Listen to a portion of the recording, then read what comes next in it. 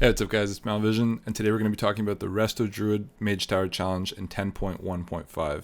So this was the final Mage Tower Challenge that I needed for the Soaring Spelltome mount, and I gotta say, it was worth it. This is such a unique mount, and the mount special is incredible, and honestly probably one of my favorite mounts in the game now that I've kind of played around with it. And it's just a really nice reward for the effort that you put into all your different Mage Towers. But this coolness comes at a price. And you're going to have to go through the Healer Challenge, the End of the Risen Dead, or Lord Erdris Thorn. Now, honestly, for healer mains, I don't actually think this challenge is going to be that much of a challenge. I think it's probably more a challenge for people like me who primarily tank or DPS. You know, part of the uphill battle for me was simply just getting reaccustomed to healing, setting up my UI for healing, getting like Healbot, different stuff like that.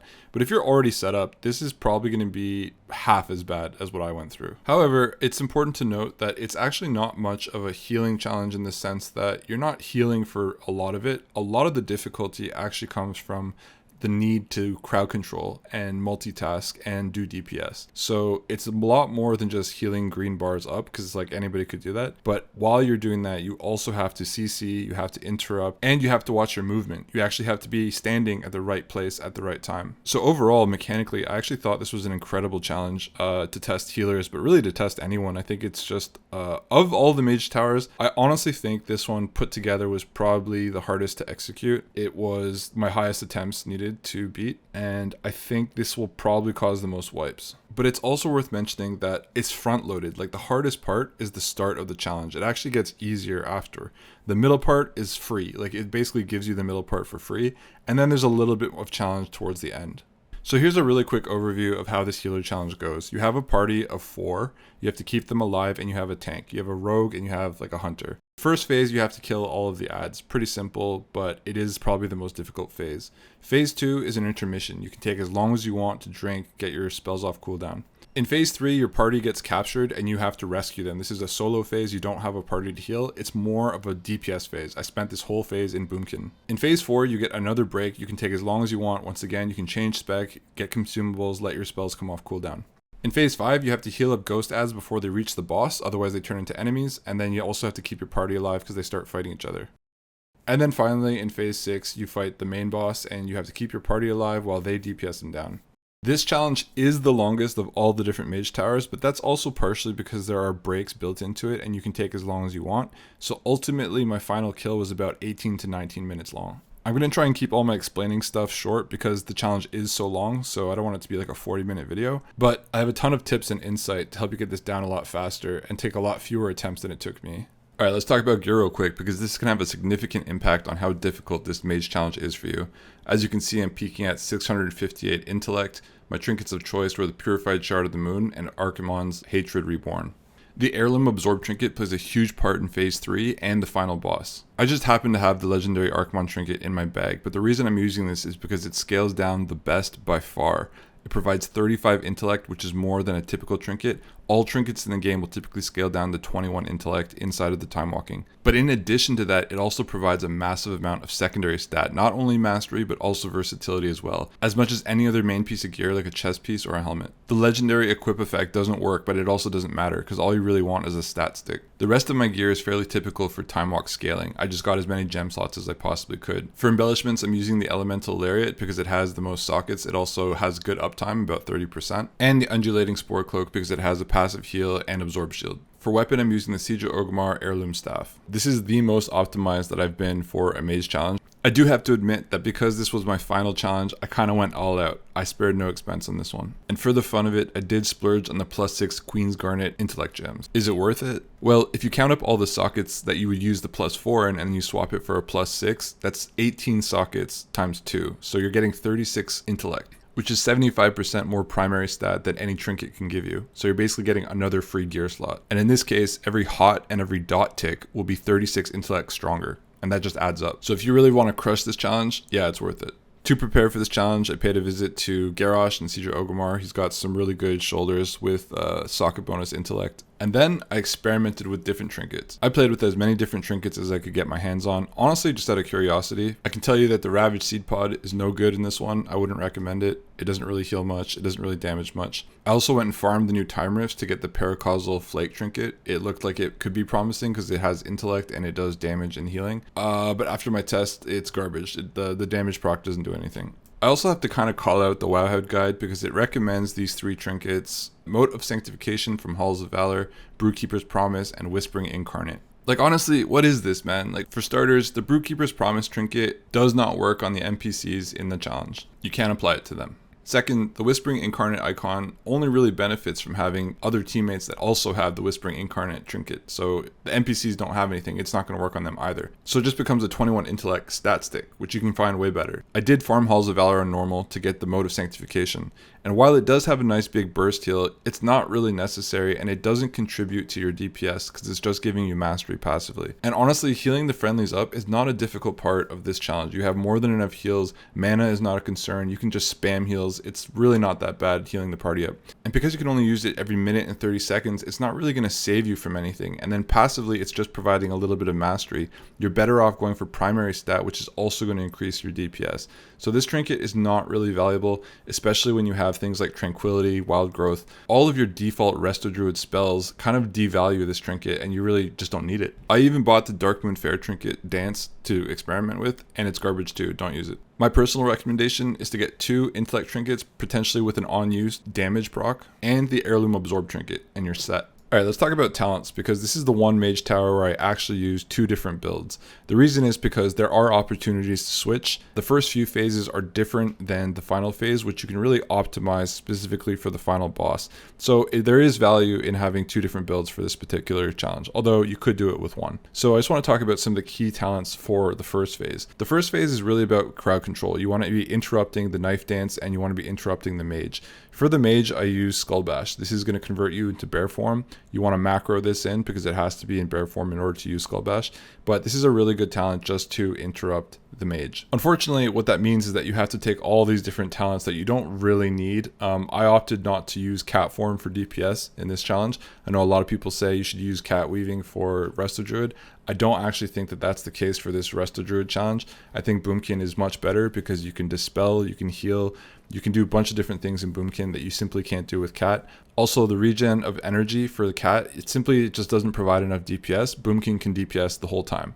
The other key talent that you want is Incapacitating Roar. This is going to be really important for interrupting, especially on the waves where you have 2 soldiers that are both knife dancing. Incap Roar is huge. This is a critical talent in my opinion. This talent right here, Protector of the Pack, store 5% of your effective healing up to 13,000, obviously scaled down. Your next Moonfire consumes all that stored healing to increase its damage dealt. In the end, we'll show you my logs. The damage that this thing dealt was very impressive. Like, this is a really important talent to keep. So this is what was the key setup for phase 1. In addition, I also have more crowd control. So Typhoon is another important knockback. This just helps you if they're chasing you. I also spec'd into Ursol's Vortex. This is obviously very important for stopping the adds from reaching you again when they chase you. And then finally Cyclone. Cyclone is super important for this one. Actually, I lied. There's another one. I also used Wild Charge. This was very useful as well for an emergency escape. So overall, I spec'd into all the crowd controls, all the different things that help with movement. Overall, damage in the first phase is not really that important, so you can forego all the talents that you need for Heart of the Wild and Nature's Vigil, but you can use those in the last phase if you want in your second build. On the Resto side, I spec'd into everything that empowers my Rejuve, because Rejuve is going to be one of the biggest spells that you use because of all the different movement.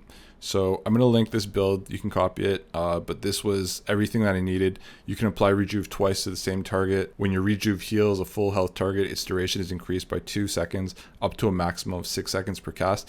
I just found it super useful to pump everything into Rejuve. Now let's take a look at my second build and the differences here and why I did them. So starting off the top here, I increased Bark Skin because the final boss has an ability where it puts a dot on you and it deals damage to the rest of your party depending on how high your health is. So you actually do not want to heal yourself up in the final phase. Instead, the best thing that you can do is to have defensives. So Bark Skin, having a bigger Bark Skin is really, really important. I also took this, reduces all damage taken by 6%. Again, you're going to really want that in that final phase. And I also took Nature's Vigil in this case because any single target you're healing also damages the enemy. And in the last phase, you do want DPS. You want as much DPS as you can get on the boss.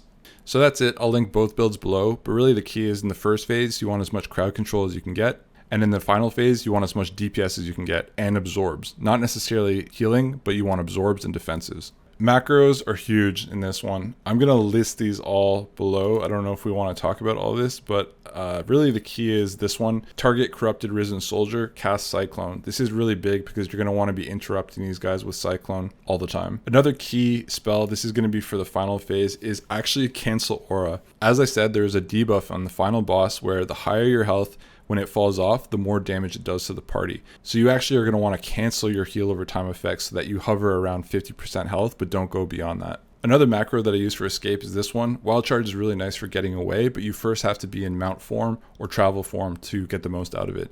I used mount form on the first part because you are outdoors, and so mount form is 40% movement speed, so it's better. But then once I shifted inside, I used travel form to get away. Another one here, Entangling Roots, target Corrupted Risen Soldier. These are the guys that are going to be chasing you, so I just macroed that together. And obviously F-Flow, I'm sure most of you Resto Druids already know this, but cast that cursor, F-Flow is really handy.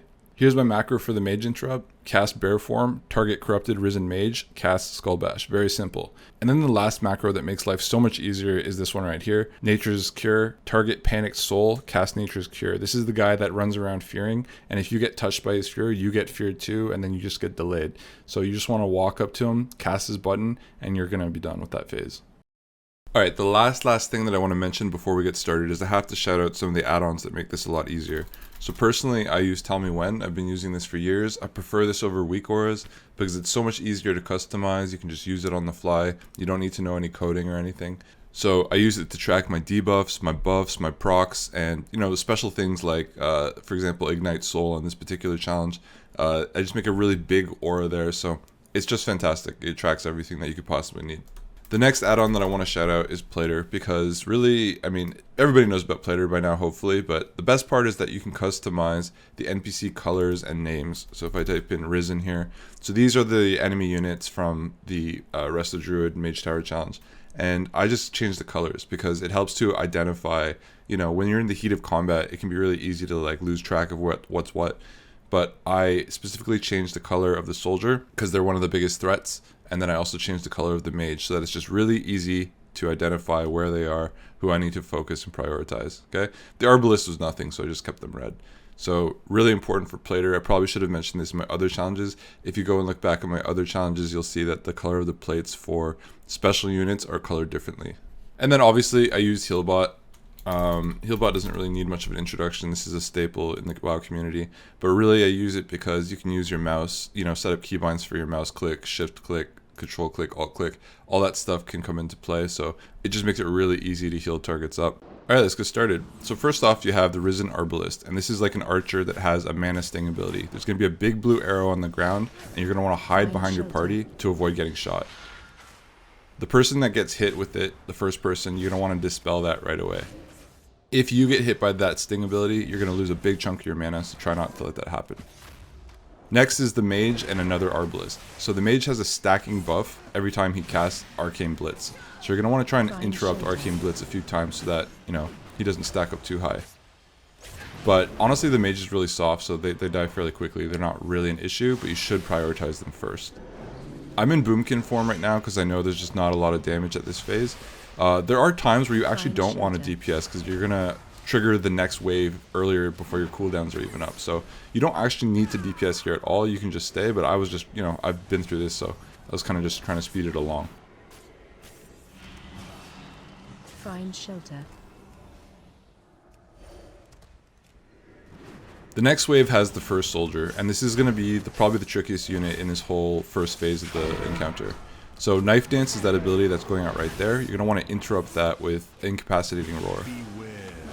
Immediately after he does Knife Dance, they chase you, so you're going to want to plant down a Vortex, which is what I did there. And just start running away.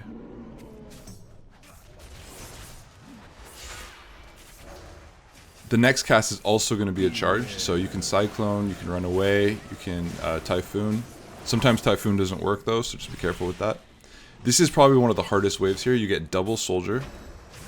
Again, you want to prioritize the mage, but watch for that Knife Dance channel and then interrupt both of them at the same time. This part here, I'm popping Trank. That allows you to survive, and the real benefit here is that you're not moving. You don't want to move too much in this phase because then your friends will not have high DPS on the targets. So I just decided to Trank through that double knife there.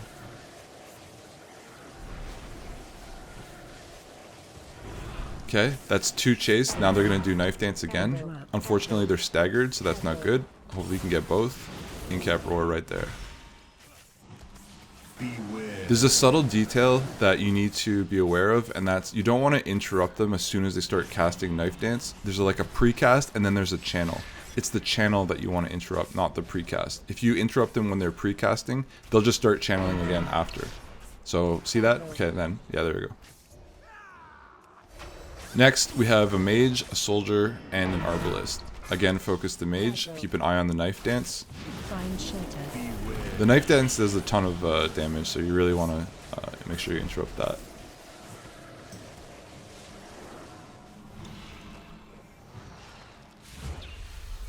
I saved Tree Form for this wave. So previous wave I used Tranquility. This wave I'm using Tree Form. This is an accident, like I said. This is not the prettiest run at all, guys, but this is the one that I was successful in, so, you know, honestly, this was just not, by my own standards, this was not a pretty run. There are mistakes. I do want to mention that if you get hit with the Mana Sting, you can dispel it right away, but actually, even if you lose a big chunk of your mana, you can still get away with not having the mana in this phase and be successful. So don't sweat too much if you get hit. It is recoverable, it's going to make it harder, but it's still doable.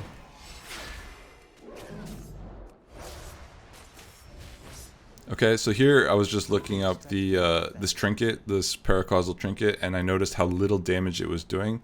I really was just testing in this attempt, and I decided that based on the damage that it was doing for me, that trinket was not worth using. This is why I say certain trinkets are garbage. Like 1k DPS, it's just not significant contribution. So this is phase 2. You can take as much time as you want.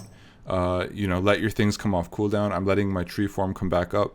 Actually, this is probably a good time to talk about consumables. My potion of choice is Potion of Prolonged Power. It increases all stats for 1 minute, and I just feel like that works. For runes, I'm using Howling Rune. This is a haste rune for your weapon. I'm using Feral Hide Drums for lust, Greater Flask of Endless Fathoms, and Deviously Deviled Eggs for food. Borealis Blood Sausage does actually provide more primary stat, but on my auction house it was too expensive, so I just went with the eggs because they're cheap. And lastly, I'm also using Focus Augment Room to get a little bit more intellect. Upon watching this though, I'm realizing I have the wrong flask on, so again, this was not my best work. So this is also the time period where I like to make sure I have the right macros. My Cyclone, for example, is right now targeting soldiers, but for the rest of the encounter, I don't have soldiers to fight, so I swap it out.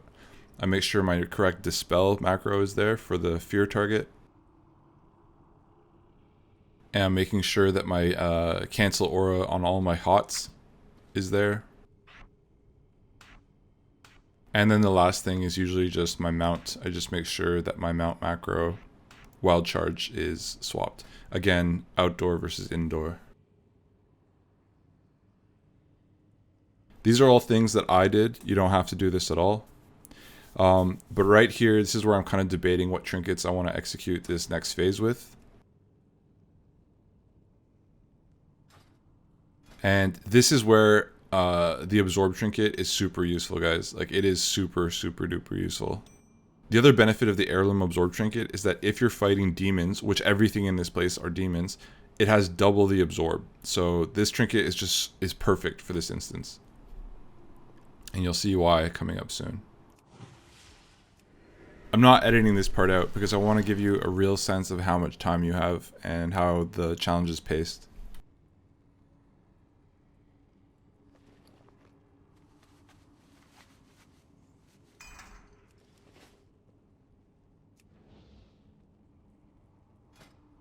So on one hand, this challenge is difficult, but because of these breathers, it really allows you the time to focus back up and, you know, get your head back in the game.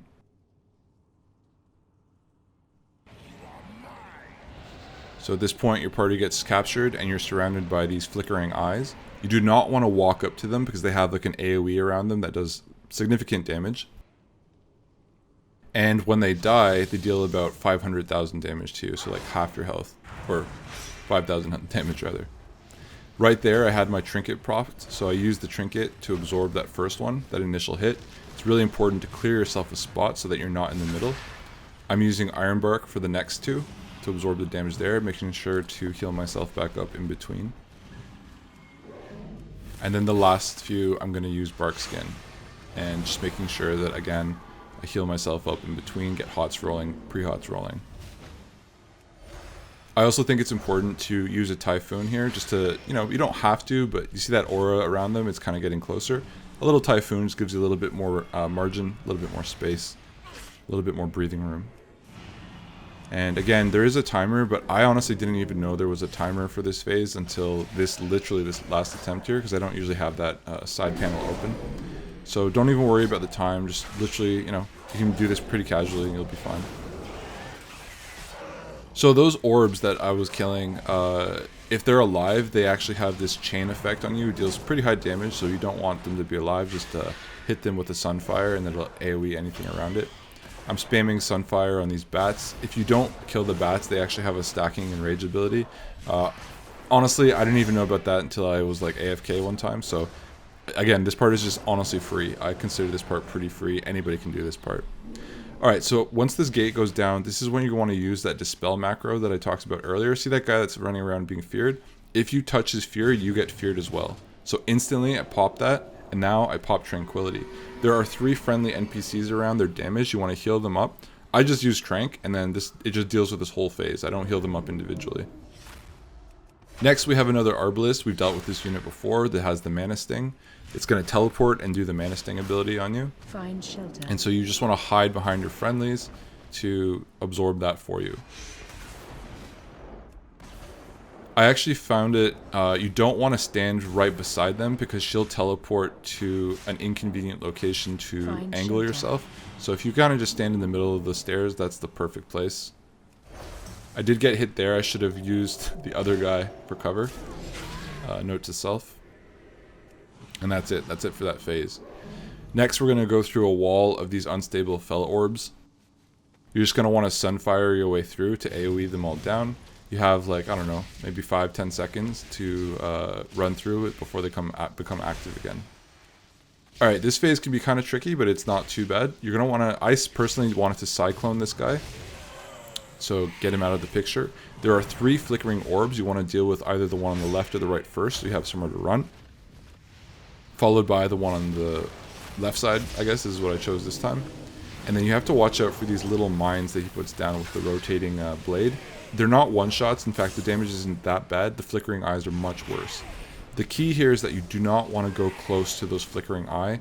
If you can stay kind of in the doorway for a little bit, that'll be good. Again, using the same rotation of the Trinket Absorb, Iron Bark, and Bark Skin. If you have those available, try and have those up for this phase. Once those orbs are down, this part's so easy. Like, this guy's Mind Spike doesn't really do anything. It's not a threat. You have plenty of time. Essentially, you have to know that wherever you're standing are where those little rotating orb things are going to be. So just be prepared to run across to the opposite side of the room. In between, you know, I know the desire is to kill him, but don't forget to heal yourself back up. You have plenty of time to throw some hots on yourself and just make sure you play it safe. There's no reason not to play it safe in this phase. This is just an intermission period, really. I really do personally recommend that the order that you kill those orbs as you enter the room is very important. I did right, left, and then back as my 3, because the one in the back is the lesser threat because their AoE is not near me, whereas the left and right are kind of crowding in on me.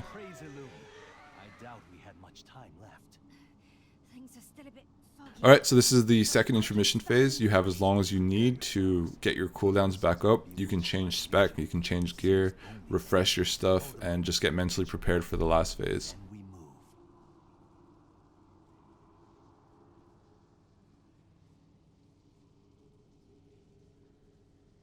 Again, I really think that the key in gearing for the Resto Druid Healing Challenge is to have as much intellect as possible because it benefits your DPS and your heals.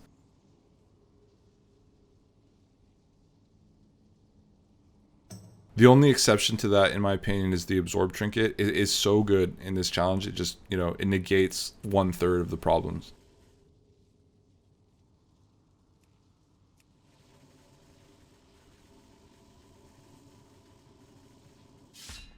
So here we are, switching to my second spec that prioritizes DPS.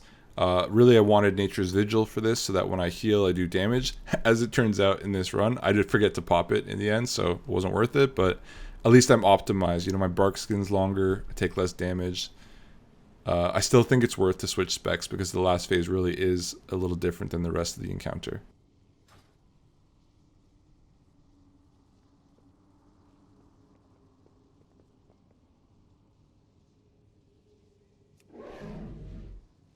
I've seen Wowhead comments say like, oh, but when you get to this point and you wipe, it's such a loss. It really isn't, honestly. Just think of it as a progression. Focus on learning the mechanics of the final encounter. Once you're comfortable with understanding what's going on, you're going to get this down. You're going to get back to this spot again. Don't sweat it too much. Like, don't think like, oh, I'm at this last stage, I have a chance to win right here. Like, you don't even know what the last phase is like. So it's really about getting a sense of the timing. And until you understand the timing, you're not going to be successful in this challenge. So there's a fair amount of RP in this part, so you just gotta wait. I don't recommend that you pre-hot your friendlies right here. Just save the mana for now. He's gonna walk to the middle, still do a bunch more RP.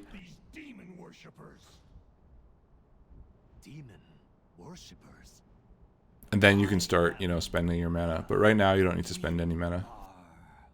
What's happening? Blood feels like it's boiling. So he's going to start summoning 3 of those ghosts into the middle. If they touch, they become enemies in the later part of the fight, so you want to try and heal them up as much as you can. As well, the party will turn on itself, and you're going to want to keep your friendlies healed up. I prioritize the 2 ghosts that spawn closer together, and then I deal with the 3rd one last, as you'll see here in a minute.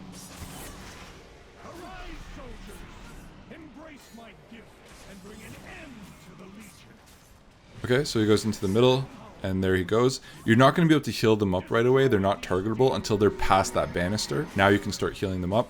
I hit them immediately with a trank that keeps everybody up. Instantly, the first wave is done with. So I use Tranquility on that first one, and that allows the Tranquility to be back up for later on in the fight.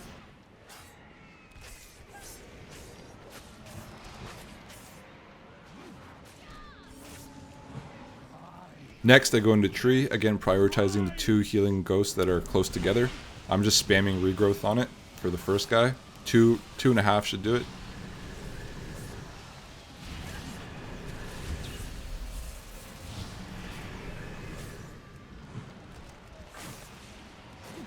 Right there, I kind of forgot to heal my party, but just saved them in the nick of time.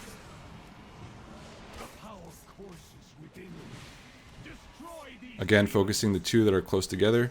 This is kind of the hardest wave because, you know, my tree form is about to run out. Hit them with a swift mend, all kinds of stuff.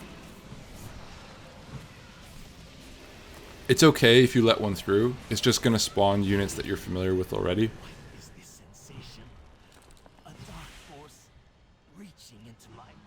I found this part a little bit buggy actually. Sometimes, you know, I would heal all the ghosts, but I would still get units. Sometimes I wouldn't heal all the ghosts and I wouldn't get units, so it's a little buggy, this part.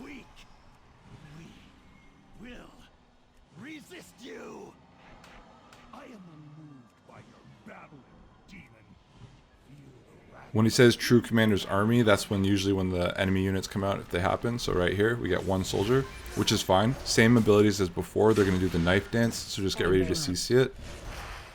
In cap right there. Try not to spend any DPS cooldowns or anything. Just deal with it like you did before. And immediately after, the boss is going to trigger here. Okay, so right away he's going to jump on you and initiate the first fell circle.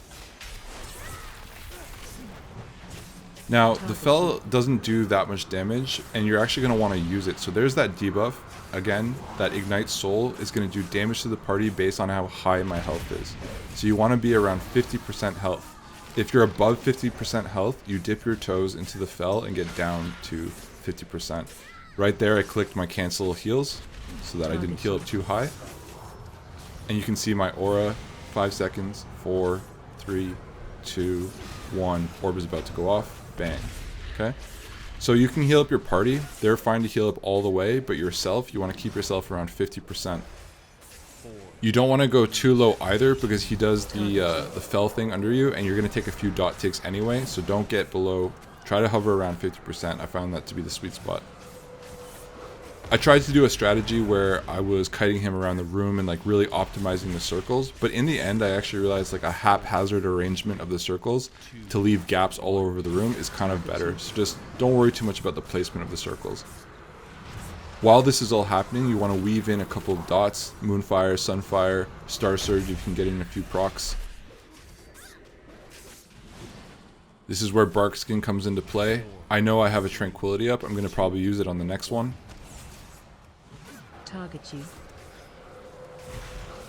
Just keep up all your hots on them. Health potion. I use the health potion right there. This is where I'm going to trank.